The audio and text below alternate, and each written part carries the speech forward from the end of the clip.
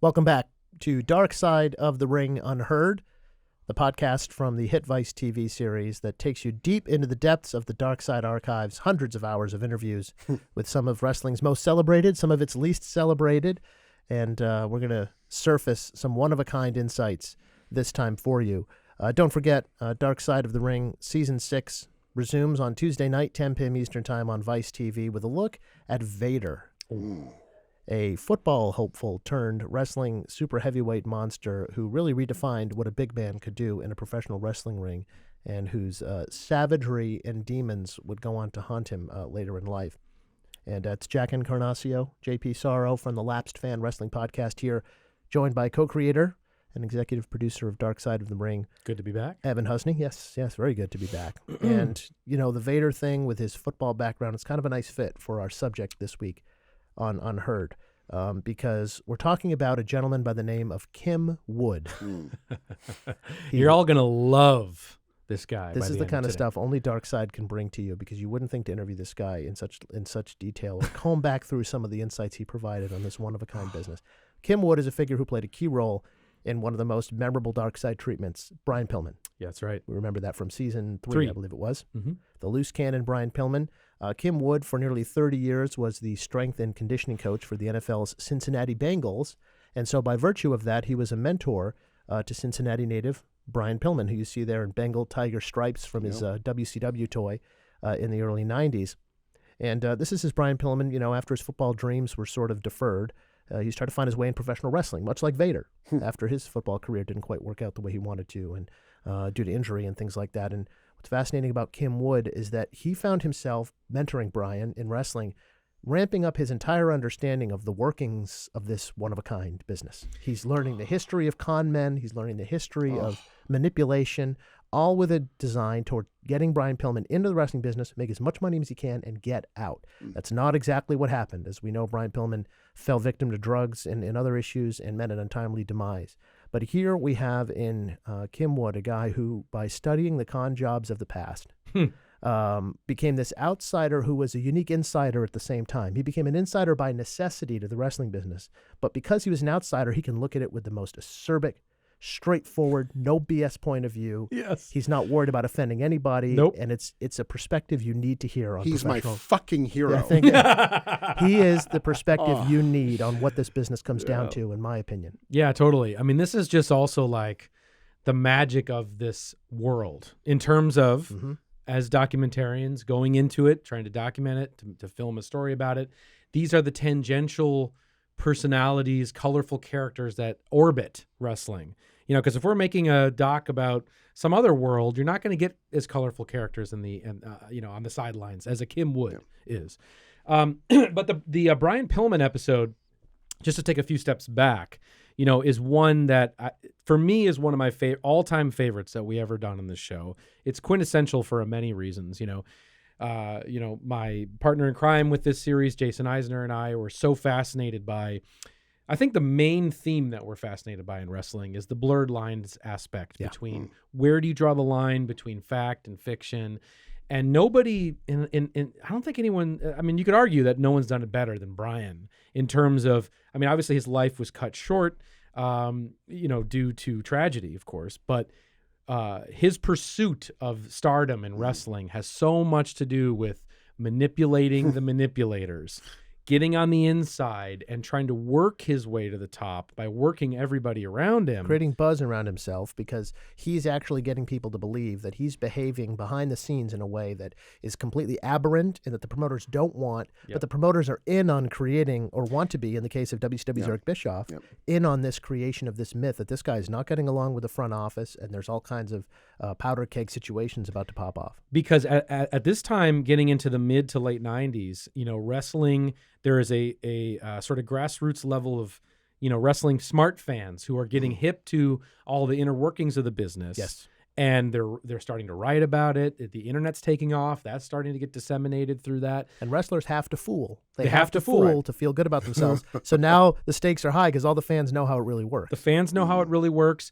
But Brian is so ahead of his time, it was at that moment, that he decided, well, I'm going to work the smart fans. And if I can con them into believing what I'm doing is real, it's going to create this controversial buzz for who I am that's gonna make me someone who needs to, provide for many children, Yes. as seen in the episode, that much more, necessary to these two big wrestling companies. And we're going to try and spark a bidding war. Yes. And create interest in me, who's someone who's smaller than most wrestlers were. And he wasn't your prototypical, muscled out big man. Yeah, he didn't have the easy glide path to wrestling stardom, so he had to create buzz around himself. JP, imagine going into the office and confronting your boss and saying, you know what would really get attention on us is if I pretended to have a fight with you and you pretended to have a fight with me, and word spread around the company that we had this big fight. Can you imagine how much more? Because this is a business of attention. Yes, of course. This is what they need, attention, or else they can't breathe. That's their oxygen.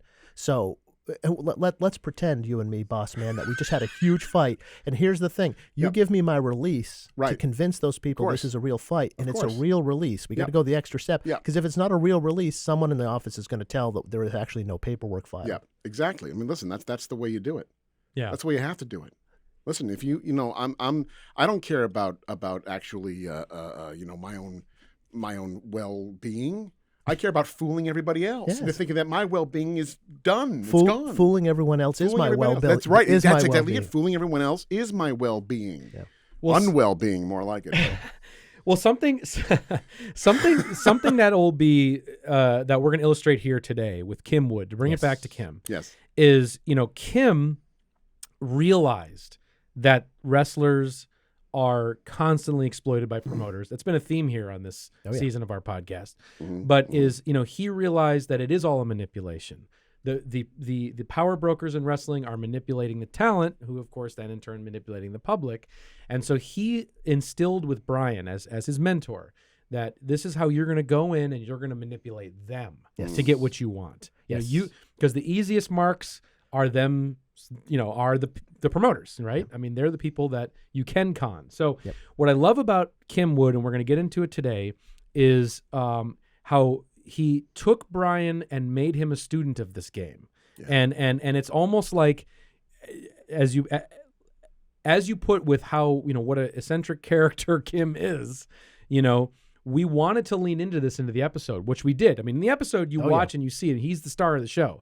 Kim Wood steals every scene he's in our show, right? But we wanted to show to our audience that this is what the type of person Brian is dealing with. Yes, and advising. This is you can imagine these kitchen room conversations they had through the intensity in which Kim Wood. 3 a.m. It's their fourth pot of coffee. Yeah, right. Yeah, there's all this talking about cigarette. I imagine cigarette smoke all over the place. Even though I don't know if either of them's ever smoked, but I just imagine cigarette smoke. Yeah, right. For Kim Wood, if we can cue up clip 1 here. Yeah. For Kim Wood, it starts from a very basic place.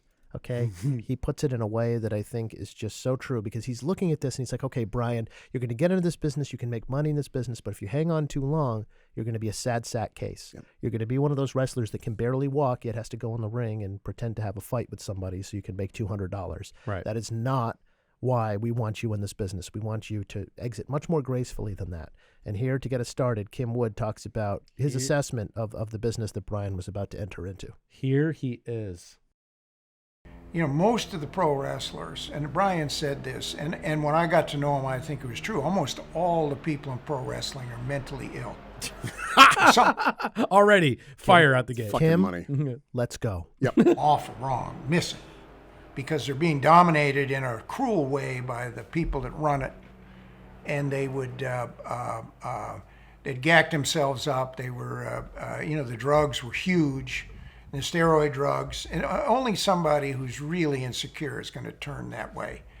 But if somebody's their basic response to life is one of fear and inadequacy, that's the way to go. Well, that's what pro wrestling was. And the point is, but they would, they would literally try to zombieize these guys so they wouldn't have problems, the people that ran wrestling. And I mean, it was fascinating because there was fascinating characters, and I was interested in characters.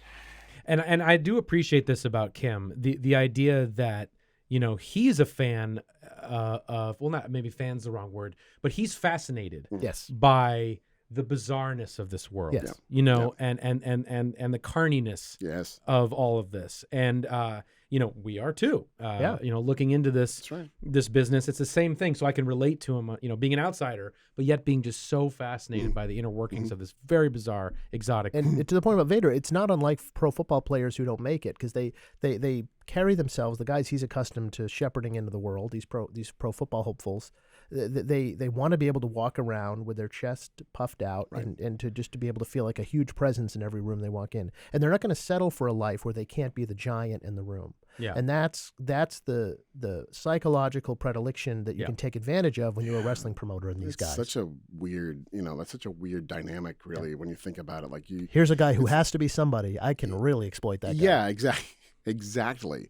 I mean, again, you want to have these larger than life characters, and you look at the football players, like you're just saying, the idea that they want to act big and they want to act tough, and it's another bizarre form of needing to be accepted. Yeah. Yep. And it's like, it makes me sad in some ways that there's just not enough self-assuredness that they can say, you know what, I'm fine the way that I am. Right. Yeah, if wrestling doesn't then like me, I don't have to go into a tailspin. We probably wouldn't have wrestling if people were that self-assured. Yeah, right. Well, bring us more truth, Kim. Okay. And but I wasn't interested in what the product was. I mean, I couldn't care less. I'm a football guy, and I know. But the point is that it was interesting. I thought Brian would do well because, quite frankly, I didn't know what else he could do. Now that's another thing. I don't mean to keep cutting him off, but that's another thing where it's like that's a story you hear a lot. Yes. Especially with that generation and the generation before. I'm sure all the way back to the beginning. There's a lot of guys who or there's a lot of hopefuls that get into this business because there's nothing else they can do. Yes. They don't have the trade skills, but they have this physique, or they have a body, or they have a look, or they have something about them. Yep. And if they wanted to be pro football stars, they thought they were on a track to just sex, drugs, and rock and roll. Like they're just huge athletes, and they just don't have to do anything. They don't have to have a real job because they're above that. Right. And when you find out that you're not, it's a really tough place to be in. Yeah, they're like cultural outsiders. They're people who are just on the fringes, and they're not meant for normal life or normal jobs. They have this savagery about them, as he keeps talking about. Yeah. Football players have it too. Like they're just willing to go further than the next guy to crush somebody. Right. Yep. They won't take their foot off that gas. Right. Okay, Kim. And it is somebody who had the savagery that he had, wasn't going to adjust, or adjusting to what people understand as normal life would be such a hard thing that I just thought he would hit it off. And I thought pretty much the way he pretty much almost did it, that he would be smart enough and tough enough to transcend pro wrestling. Either he'd end up running it, or he would get a movie contract. And because again, pro wrestling was always viewed by me and the people I knew that were connected to it as something that you got to be awful careful, because once you get in it, you can't get out of it. And people would do it when they were old men. They would be hangers-on. And like I say, football's kind of like that too. That's what football coaching was, guys that still wanted to be part of the game. And the people who, the excitement and the fun and the power that distinguishes you from ordinary people is not something that you want to say goodbye to. And the point is so it's, like I say, you have to understand that many pro football people, many college football people, they have a tough time readjusting to normal life. Once you get involved with, it's like war. It's like being precisely. It's like going overseas or whatever. You're a civilian again. Yeah, you're a civil or being in prison. And trying to go straight afterwards. It's just you can't readjust to act. To the ground level of real life. Once you've lived that life of a wrestler. Football player, perhaps. With wrestling, where they screw with your mind and they create you and turn you into a character, a fantasy character, I don't think you got a chance of getting out of there. And Brian's deal wasn't going to get me, and I think at the end it kind of did. Wow. It was by default because he was the car wreck, but the point is wrestling something that you can meet women and you can be a big deal person and live an almost fantasy life, okay? But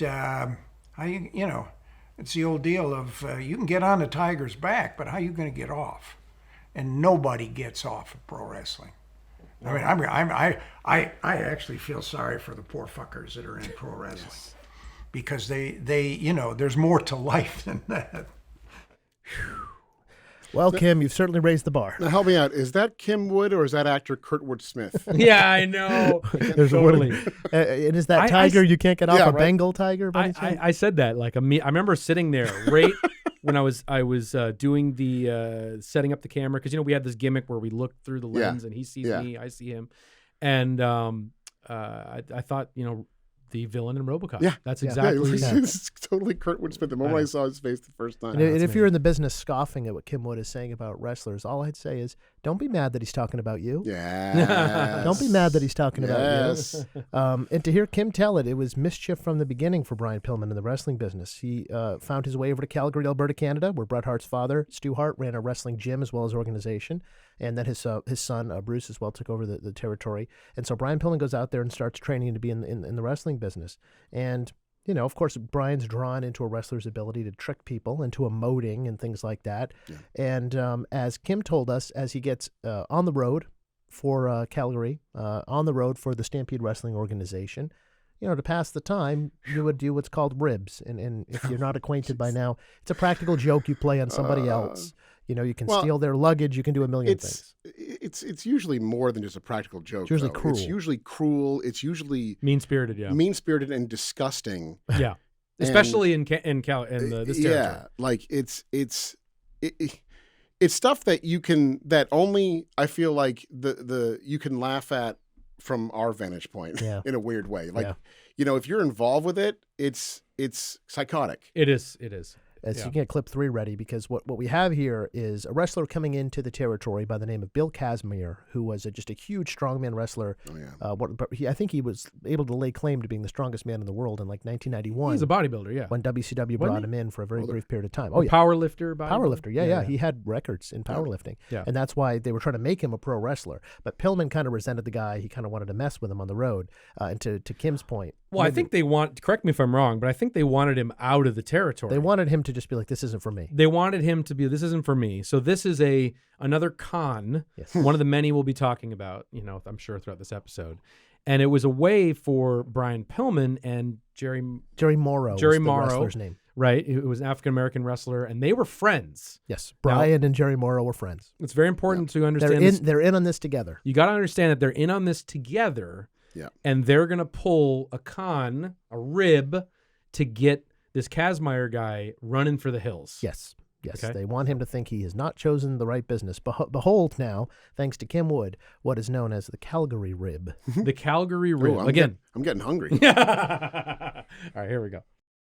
But anyway, so what happens is it's like, let's pull a thing on Kazmaier. So one of the wrestlers. Let's pull this thing on Kazmaier. Did you see how pregnant that pause was? It's so good. Man. I mean, if you didn't notice from the previous clip, again, it's just a master. He's a master of just delivery, timing. You can see him being someone a pro football team would put in charge of motivating athletes to push themselves in the gym. Oh yeah, this is so good. We'll talk later about how frustrating the interview became. Yes. Of course, but. In hindsight, looking back, this is a gold interview. Love it. Was a black guy named Jerry Morrow. I think he since died of a heart attack, okay? And evidently him and Pillman were close. So all of a sudden, though, Pillman starts telling terrible, racist jokes. Now remember, they're friends. Yes. This is all part of the to get Bill illusion. Kazmaier to think they're in an argument. Right. Just to make that double clear. Pillman starts calling out Jerry Morrow, calling him the worst things you could think of of a racial nature. Yeah. Okay. So what happens is, then finally, and they're in the tundra on their way to Medicine Hat, okay? In Alberta, Canada. Yeah, and you got to know that these trips these guys would go on in Calgary, I mean, it's like full whiteout. It looks like Frozen out there from the Disney Frozen world. Yeah, it's literally like if your car breaks down, you're fucking dead. Wow. So they're in this whole environment, And all of a sudden, these two guys are fabricating, of course, but they're now at each other's throats. And it's like, oh my God, really? In this setting where we all could fucking die, this is going to happen? All right, here we go. And they say, Pillman said, that's it. Pull it over. So they pull the bus over and they said, well, get out.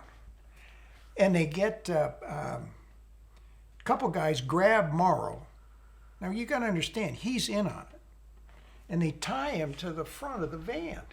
Can you imagine watching someone tie someone else to the front of the van and not knowing that this is all a put on to scare you? I mean, just the idea that they're all willing to go to this length to do it as well is like what the fuck? This is really demented shit. Yeah. Okay. But meanwhile, Morrow blades. They take a little razor blade and they click here. Well, the blood doesn't show up for about 30 seconds. So just so everybody knows, what's happening here is, Jerry Morrow taking a little razor blade he probably has that he'd use to get blood during the match. This is how wrestlers do it. This is how they do it. I imagine it's rusty and right. It's been shared around. Yeah. But also, Kazmaier probably isn't hip to things like blading. Sure. Right. So he probably doesn't know like what that's all about. Right. I'm guessing. And so Jerry Morrow does it right probably before they start tying him up, to the car. Crazy. Well, they're still in the thing. He cuts his head, so he goes, and Pillman pretends like he's hitting him. Okay, and all of a sudden he's bleeding. He's tied up, and that's it. And Pillman says, "That's it. I'm going to kill him. You guys are with me?" And they go, "Yeah." Well, it was all a fake. Kazmaier says, "That's it. I'm out of here." So he hitchhikes back to Calgary. Mission accomplished. By the time the troop comes back from Medicine Hat, he's cleaned out his apartment. He's gone. Wow. He's gone.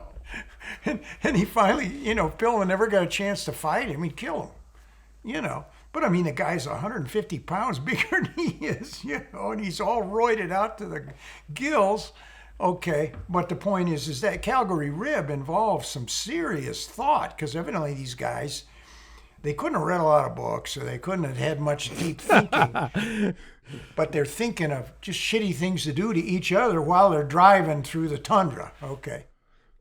I mean, Bill Kazmaier thinks they're going to murder this guy. I know. And I'm going to stand here and watch it. Yeah. And this is all done because this guy's, kind of annoying and we want him gone. Yeah, just because he's kind of annoying.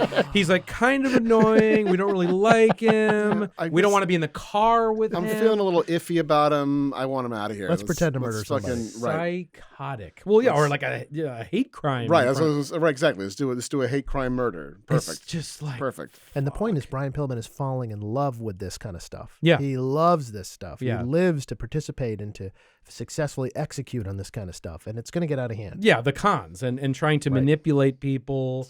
And because all of this, like I said earlier, is, the stuff that, he would use to his advantage to try and basically get ahead in wrestling on the fast track. How can I fast track my success going from a mid-card guy to the main event scene by just creating this reputation that I'm a fucking madman and I'm going to do whatever it takes, or I'm going to do anything that you can't predict. Well, we heard Kim Wood say almost in a literary sense, he took an interest in how wrestlers do this and how they manipulate and con each other. And so as Pillman is leaning on Kim Wood for advice on how to navigate the wrestling business, in this clip here, clip 4, Kim's going to explain how he developed a friendship with Dave Meltzer, who's the editor of the Wrestling Observer newsletter, which is like the leading source for backstage information about what's really happening in the business. And it's the kind of thing that people would turn to find out what's really happening in wrestling instead of what the pretend is.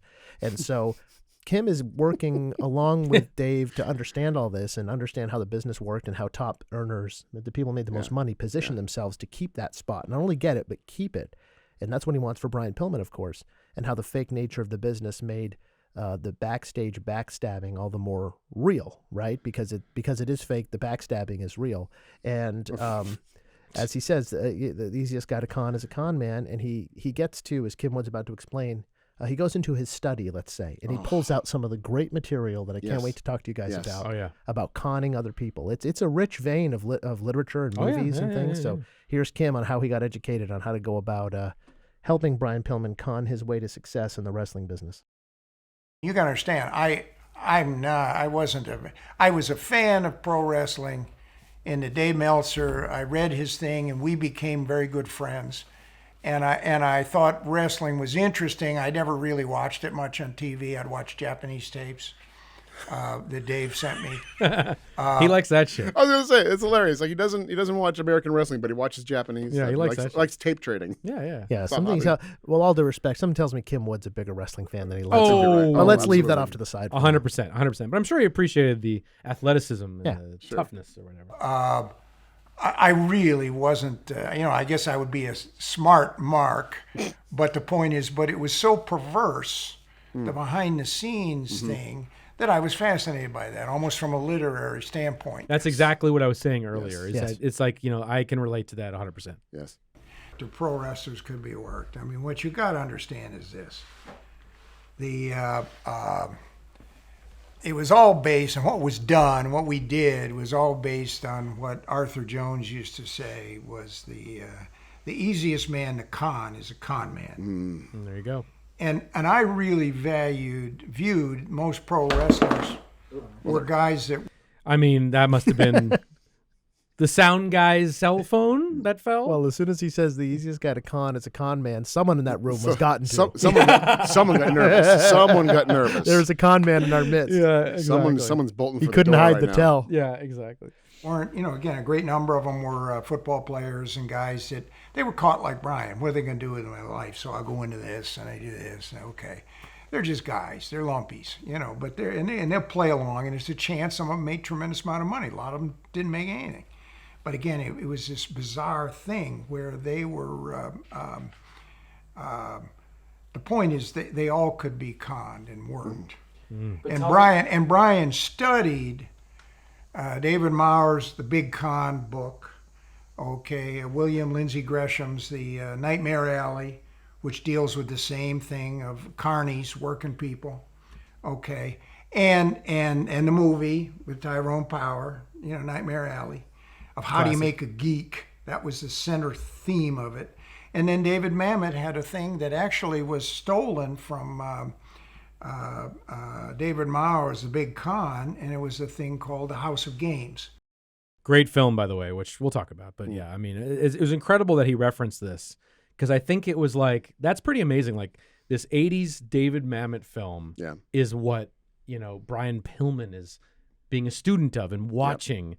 And it's like, just, not many wrestlers are coming at it from operating at that level. Operating this level of like just being they're usually just students of the wrestling game, but to be a student also of manipulation. Well, and there's another level with Nightmare Alley too. Coming soon under the Cinemat, by the way. Oh, thank you for that. Because Nightmare Alley features actor Mike Mazurki. That's right. That's right. So there's like a whole other layer. level of that, a whole layer of that for wrestling. Those worlds are very related, but yes, I digress. In which they're teaching a woman to be a con person, and she's fascinated by this whole culture that she never knew was there. And the point is that so the context of what Brian did was the fact that he'd been studying the behavior of all the people around him, and why they were there, and what their strengths were, what their inadequacies were. Amazing. Facial expressions on that guy too. I know. They're just outrageous. They're amazing. Tell us about Nightmare Alley. Mm-hmm. Yeah. So I was going to mention that when we showed up, to do the interview with Kim, I think he was sizing us up quite a bit. For sure. Like, kidding me? Like, who the fuck are these marks? Right. Who are these guys? And we're fucking Mark. Yep. He has every right to do that. And so we're I think one of the things when you interview someone who's as intense of a personality as that and legit and and all that stuff, you are trying to find that common ground with somebody to break the ice. So there is a level you can establish, that level of like relatability. Yeah. Maybe this is the con. I'm trying to fucking no, it's not. No. I'm just messing. But like and as soon as we started talking and he was dropping House of Games, the movie he brought up, it's like, oh shit, I love that movie. And so I think being able to relate to him on that level about seeing the film and how I can see the correlation between that and what he's talking about, or Nightmare Alley, and be like, yo bro, I got a first edition Nightmare Alley. That's wild. Talk about speaking his language. Yeah, right. And just to be like, oh wow, so this guy really knows more about what we're saying. And this is from 1946, but this is the first edition of Nightmare Alley, which, is about the circus, and it is about creating the geeks, the people that would bite the heads off of chickens in the circus and everything. So it's just amazing that Brian is a student of stuff like this. Yeah. It makes me wonder too, like when you guys went in for the interview, like knowing that now that Kim Wood has got so much, like he's in that game. If you went in there and you said, just to start things off, Kim, we all think wrestling's real. Right. Yeah. And we'll see how that goes from there. Right. That's a great exactly. entree. Exactly. So that's just amazing just to learn about, these touch points with Brian and with Kim, and Kim just being somebody who's introducing Brian to all of these other just aspects and other tools that he would later use to kind of create this loose cannon persona. It's just, it's amazing. And so to be cool. the talk of wrestling. Yeah. Because this guy is this guy's acting out. This guy is unpredictable, and the things he's doing are fooling everyone around him. Got to be real. So soon he makes his way to WCW, does Brian Pillman, and it becomes kind of like a brainstorming with him and Kim Wood. How can you get maximum attention? Clip 5 will help us with this.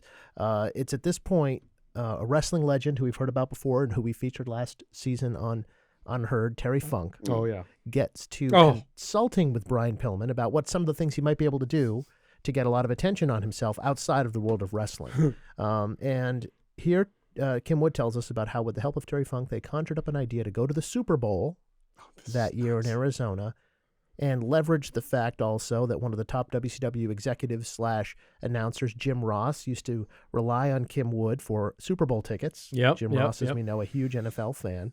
And so the gears start turning, and this is what Kim Wood and Terry Funk almost come up with. It doesn't quite consummate for reasons Kim will explain. On how Brian Pillman can use the biggest event in America, the Super Bowl, to get more attention on himself. To his own advantage. Yeah, this is another story that was very close to making it in the episode. And again, you could just see how this would come to life with the reenactments and everything. But this is a really good example of where their heads were at in terms of how can this guy, who's a mid-card talent, create, controversy and create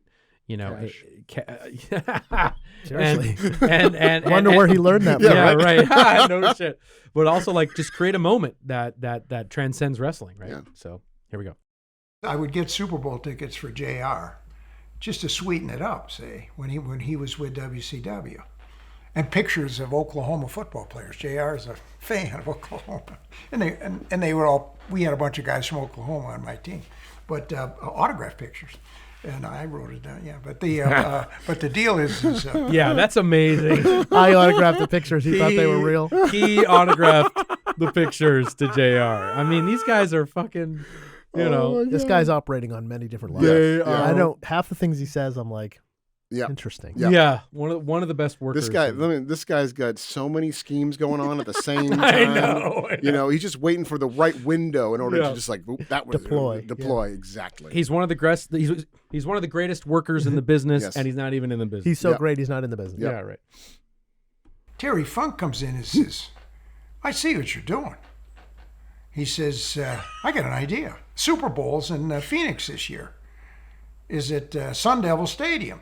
They didn't have metal detectors in those days. He says, "This is the deal." This is Terry Funk talking. You get Wood to give you Super Bowl tickets. You put chains inside your clothes. Just the way I'm wired up with the mic, with his mic, That's He's ribbing us throughout this whole fucking interview, which we'll get to shortly. And these mics, okay. And what you do is this. Sometime during the Super Bowl game, you go to the little bleacher there and drop down. It's only 5 feet. And then you take the chain out, and you got a big ass, steel tempered padlock, and chain yourself to the goalpost and sit down. It'll take at least 15 minutes. It'll stop the game. Unbelievable. Everyone in the world will be watching you. They're going to know who you are. You're going to get arrested. You might have to spend night in jail, but it's not a nobody's going to get hurt. But all of a sudden, you're going to literally steal 15 to 20 minutes before they get the right kind of cutters to cut the tempered chain and the lock. He says, that is the most watched event. Amazing. And that is what you're going to do is you're going to keep your scam going. With loose cannon. That you're the loose cannon. You have a grievance. God. I mean, what you got is it's close to the psychic terrorism that we see every night on TV. Okay, and it was brilliant. Except I'm going, no, I'm not giving you Super Bowl. They know where every Super Bowl ticket goes because the players are all scalping them, and they knew what they scalped. I knew that through my involvement with the NFL. And I said, I'm sorry, we're not going to do that. And the point is, he was pissed but again, the point is because when the end result is attention, where do you stop? God damn. Where do you stop, indeed? I went ahead and told Kim Wood. I went ahead and I said, no. It's too bad that didn't happen because it's so. I mean, like just think like there are other moments in like TV history when stuff like that has happened. Yeah. What was that, soy bomb or that guy? Streakers running on streakers and like that would be one of the highlight reel moments. Oh, always. And then it's he's a wrestler. And then what's the story? Where is it coming from? And then he would have gotten the biggest contract. Yep. Oh yeah. So it sucks that A, that didn't happen. B, that's not in the episode. Did he say what year that was?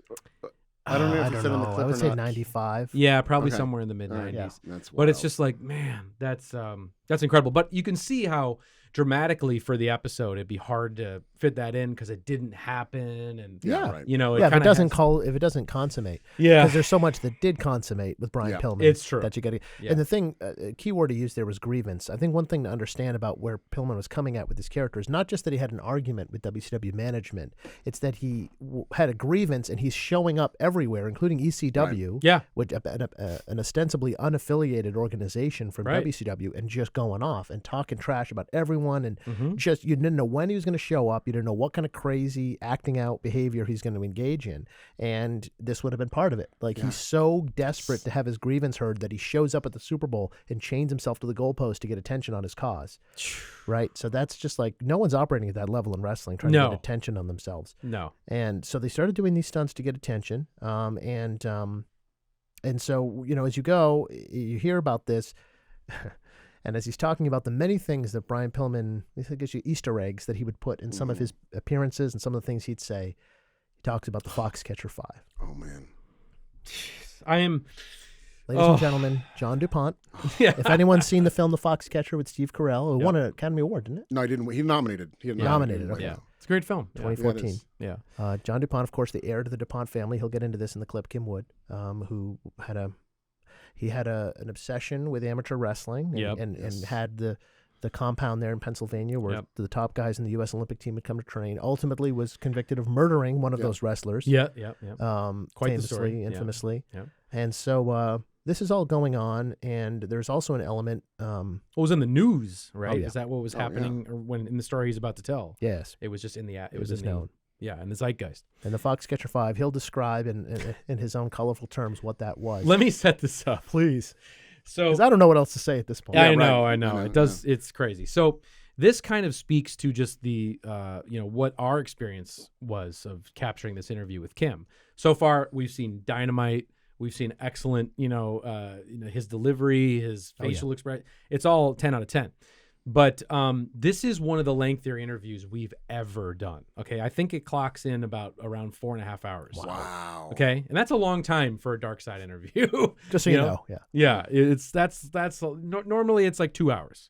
Okay, so this is like double. That's crazy. It is crazy, and I'm sitting there, and we've been on the road, and we've been traveling all around, and we're doing tons of these interviews, and as good as all this stuff is, the focus. To get Kim to focus on the sound bites, because I'm sitting there, I'm staring at, pages of things to get to that I gotta get to, and this is a 2-hour episode, and so it was difficult to navigate because when you ask him one question, it sparks a backstory to the backstory, and then other this and other past that comes ways. through reading even the transcript. Yeah.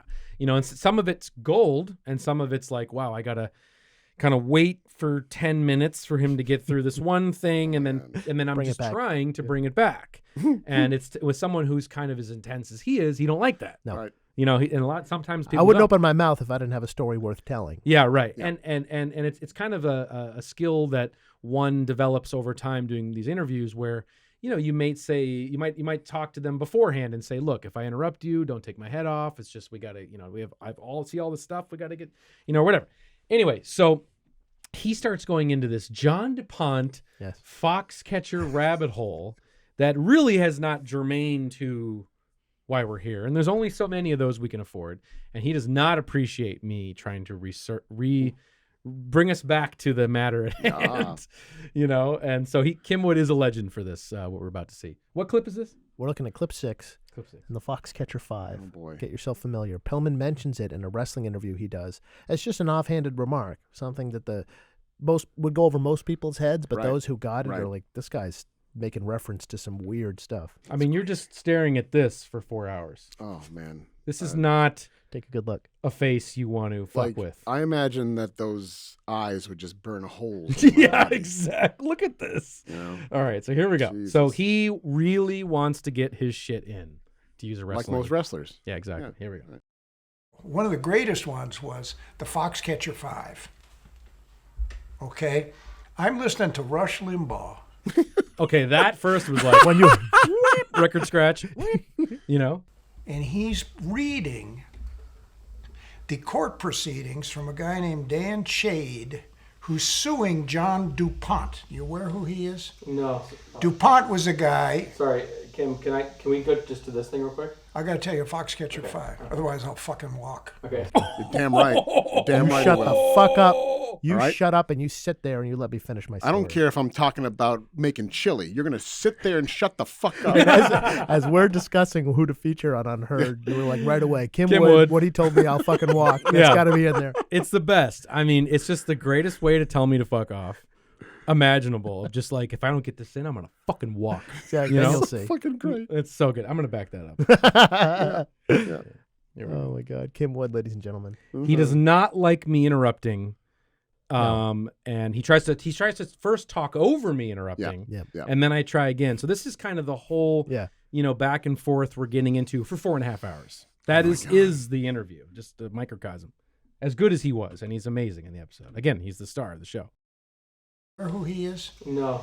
DuPont was a guy. Sorry, Kim, can we go just to this thing real quick? I got to tell you, Foxcatcher Five. Otherwise, I'll fucking walk. Okay, sorry. Okay? Sure, go ahead. The Smile and Yeah. like that's also like Oh, yeah. I'm gonna fucking walk. Yep. All right. Okay. Yep. And I'll kick you on the way out. Yeah. But he had the whole amateur wrestling group came, and he had a field house, but then he had little kids, and he ended up shooting Schultz, David Schultz, the Olympic wrestler, the great amateur wrestler. But the guy's big thing was little kids. And in the court proceedings of a guy suing him, Chade, who was about a 190-pounder amateur wrestler, because he sued DuPont. But he would say that the wrestlers would go and they would say, beware the Foxcatcher Five. Because he would wrestle these 5 little kids and grab them by the fucking package. So the Foxcatcher Five were Jesus. 5 fingers that he would, That he would use in a very impolite way. Jesus Christ. Dark and scary. Yep. Yeah. Sorry, everyone. Okay. So, but I thought, I'm saying this is a test. Not who listens to Rush Limbaugh, but who's just aware of anything. And the point is, he's doing ads on Turner's TV, promos. Brian Pillman is. Beware the Foxcatcher Five. Oh, my God. This is what Pillman's doing on wrestling television, and people don't even know what he's talking. Yeah, exactly. Beware Take the a look. Foxcatcher Five. Take a look at the 5 digits, Look folks. at that. No. We know about John DuPont We do know about John DuPont. on The Lapsed Fan. Yeah, Absolutely. He's quite a character. He's This is insane. So a Brian's doing patriot. this. He's a patriot, that we know. Yeah. Brian's doing this to see if it's going to get picked up and the correlation is going to be made in the press, right? Right. Right. So, Right, and of yeah. course it didn't, but A wrestler is using yeah, right. court proceedings. Yeah, right. You can hear the news report. Insane. Sorry. And nobody got it. Meltzer didn't even get it. But the point is, we were working on all kinds of things so you can become distinctive, so you can become different. Because that's the name of what this game is. This is like pure fashion, nothing authentic. You know, you got to be, the fact that he was the real thing, that helps for staying power.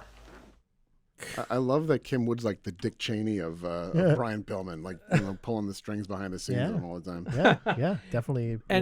But that's the thing he had to get in. You know, Absolutely. Hey, he's proud of it. Yeah, absolutely. You can tell it didn't land, so he wants to give it life there. Yeah. So eventually it becomes Pillman, talking WCW boss Eric Bischoff into granting him a real release, as we talked about, to fool everyone into thinking this tension with the front office is very real. So other wrestlers believe that's happening, and that would add intrigue. So here in this next clip 7, Kim Wood talks about how the first idea was to concoct a story where Pillman had attacked Eric Bischoff physically. That was the first idea.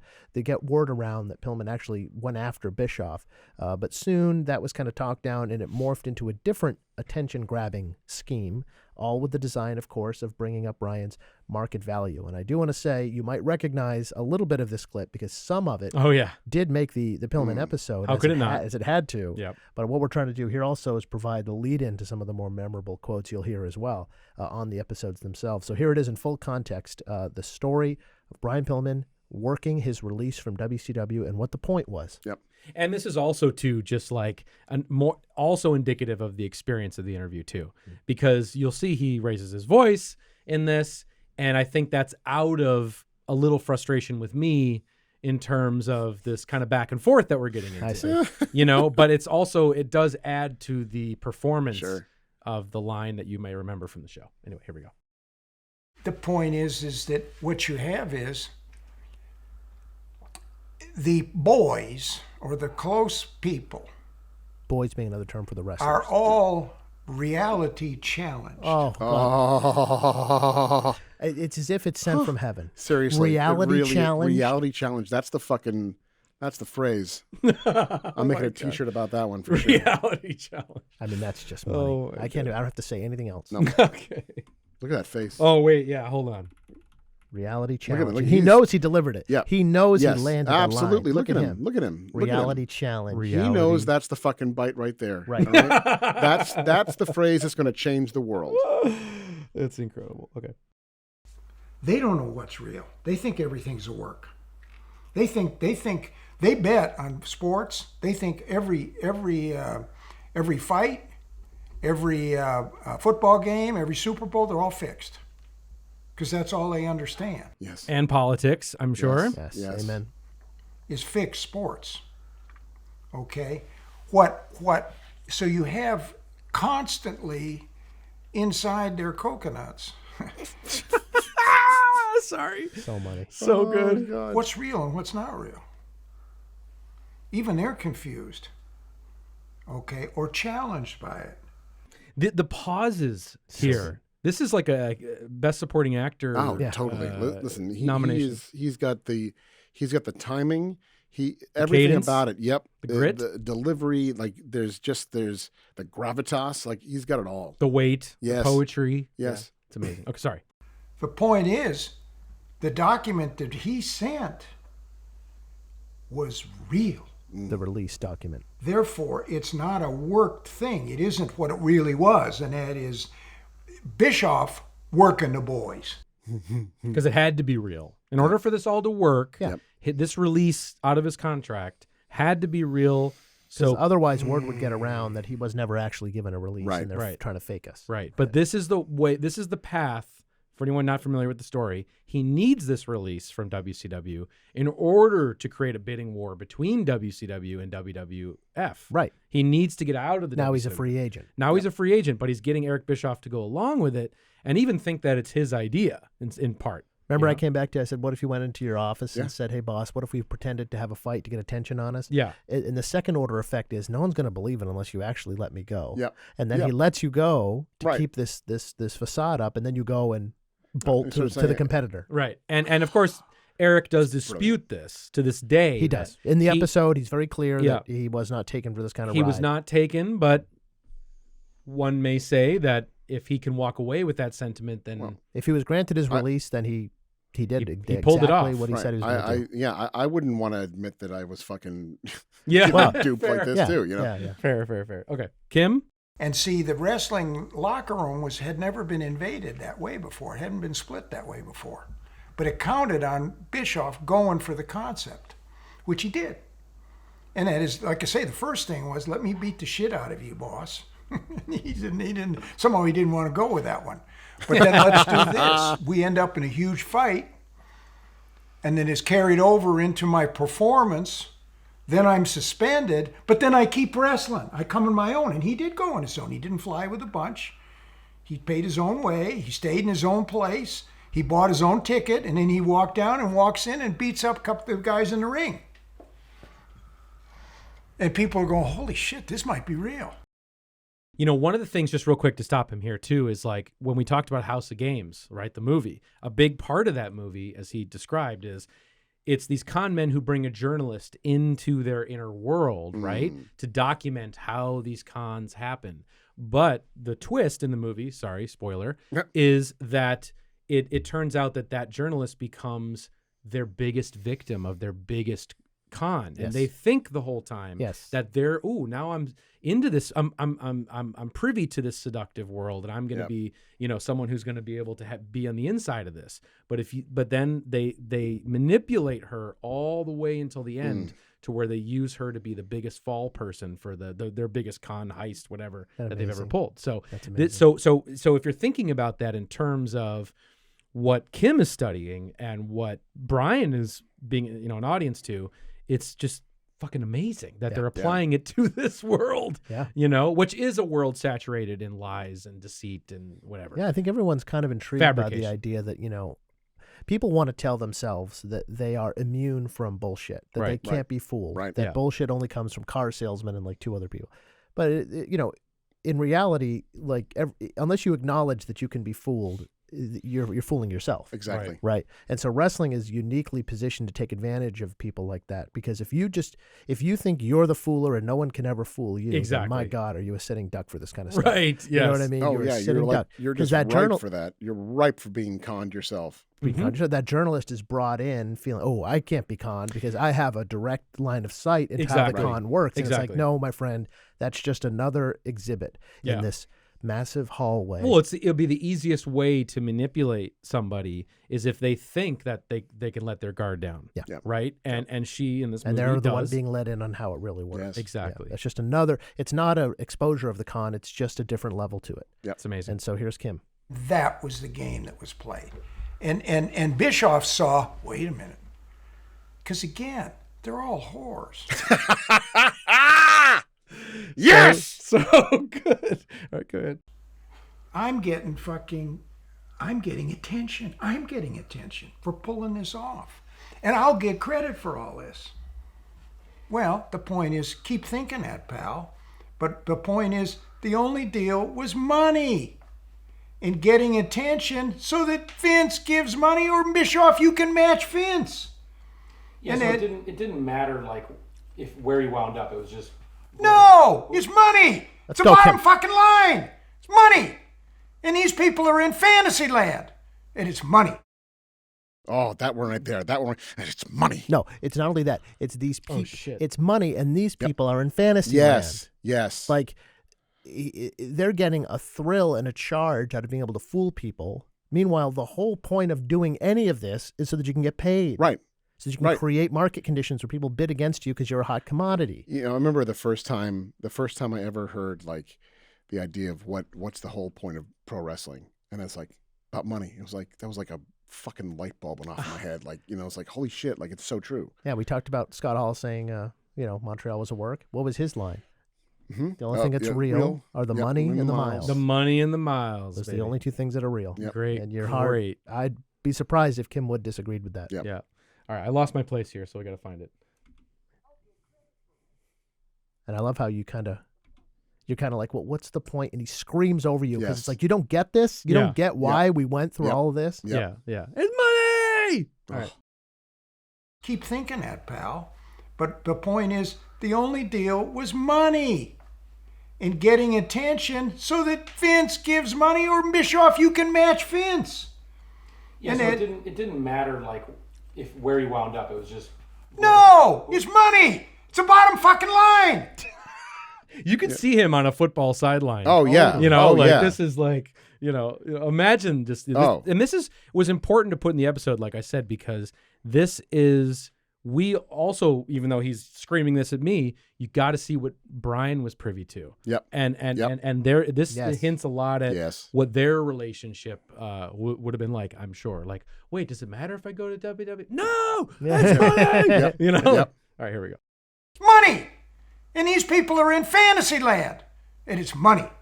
And that was all it was. And that is you know, all that Brian, the way he ultimately thought, because I knew him, was, like I say, more wrestlers, more assholes to rip open. Yes. Yes. Keep going, Kim. Keep going. What else? Yes. What else? Yes. Go ahead. More people to fucking, you know, cut their head off and eat them, eat their heart. Yes. Yes. You know what I'm saying to you? I mean, he was a savage. He was the greatest fear, and that is, he was the real character, like the phony characters that they played. A guy who actually would fuck you up. Why didn't train to pretend he could fuck you up? We're done. That's it. I was just gonna say. That's it. We're done. Why was that not all in the episode? Every fucking line. Someone's getting their asshole ripped open. Yeah, Pointing fingers. Courtesy of Brian. But here, gentlemen, and I share your sentiment, stop there, but here is the ultimate, to me at least, twist to this whole thing. And we'll part on this. Okay. In the end, Pillman became a victim. Yep. Yes. To this mentality. He was not above this mentality. Right. As Kim Wood hoped for. Nobody gets out. Kim Wood hoped that Brian would find a way to get so immersed in this world of manipulation that he could go to the bank with that and then do something else. But Brian was hopelessly enmeshed in this world. That's right. And there is a quote here, a clip 8. The Calgary rib comes back around. Okay, you remember when they tied the wrestler to the front of the car and pretended they were going to murder him and all that? Turns out that when you're able to manipulate other people to that degree and strike fear in their hearts like that, it's kind of addicting. Yes. You kind of don't know when to stop doing these things. You kind of don't know when to stop using this gift that you're given to manipulate people and convince them something is real that isn't. And so for Kim Wood, it came down to an episode he had with someone Kim knew. He called him an Ohio street fighter, last name Gaduli. I don't know if he was a boxer or what, but he's telling this story about how Brian and Gaduli and him are all together in like a bar setting or something like that. And here Brian just suggests, in a context where it was wholly inappropriate, even more so than usual, let's pull another Calgary rib on this Gaduli. He thinks he's a tough guy. Let's do this. And Kim's like, Brian, this is not the time. Like, you don't understand. There are limits to when this is appropriate. Right. And I mean, there's a mic drop moment here that, you know, was sent from another dimension as far as I'm concerned. I don't know if I remember this one. All right, let's have Kim bring it home. But anyway, I go to the boxing matches with my son, and Gaduli's there. Gaduli was a street kid, grew up in Newport, and his best friend was Dave Cowens, a great basketball player. But Gaduli was famous because he coached basketball, but then he trained fighters and he trained football players, and he's just a diamond in the rough. He's a great guy, but he ain't somebody that's going to understand wrestling. And Brian shows up, and we're all sitting at a table, and Brian goes, "Look at this." And he's got his bomber jacket on, and he pulls out a gun. He says, let's have some fun with Gaduli. Oh. Okay. I said, no. He says, let's have a Calgary rib, just a Calgary rib. Oh my God. And I said, no. Just one more Calgary rib. Yeah. Yeah. Like exactly. It's you know, he's jonesing for that. Like he's well put. Yep. He needs it. That's crazy. Okay, here we go. And I said, no. I said, don't do it with him. I said, one or both of you are going to get killed right here, right now, and you're both friends of mine. I said, don't do that. And he said, no, I'm gonna have a little fun with Calgary rib with his gun, and your buddy. And I said, don't fucking do it. And I said, John, let's get out of here. I'll fucking walk if we fucking do that. Yeah. I said, Dave, be careful. Just go someplace else. Go. And I said, Brian, I'll see you. Good luck to you. That was the third to the last time I saw him. that he was, and he had, you can't. I'm trying to say to you is that he became, I'm not really addicted, but the kayfabe and the put on. It's a goose up to some people because it gives them power, and power we know is something that addicts people. Despite the other shit that might addict people, that they're taking, So the point is that I just say to you that in some way he became his own mark. That's it. Brian Pillman, dead in 1997 at way too young of an age. Damn. For sure. So that'll do it this week for Dark Side of the Ring Unheard. How do you top that? On Kim Wood. Well, we're going to work on it. Don't forget the next episode of Season 6 of Dark Side of the Ring premieres Tuesday night, 10 p.m. Eastern Time on Vice TV, an examination of the career of super heavyweight Vader. And then next time on this here Unheard series, we're going to take a look at, we're going to take the measure, okay, and that's not easy to say, of one of the largest presences to ever loom over the world of professional wrestling, the madman from the Sudan, or some say Windsor, Ontario. Abdullah the Butcher, next time on Unheard.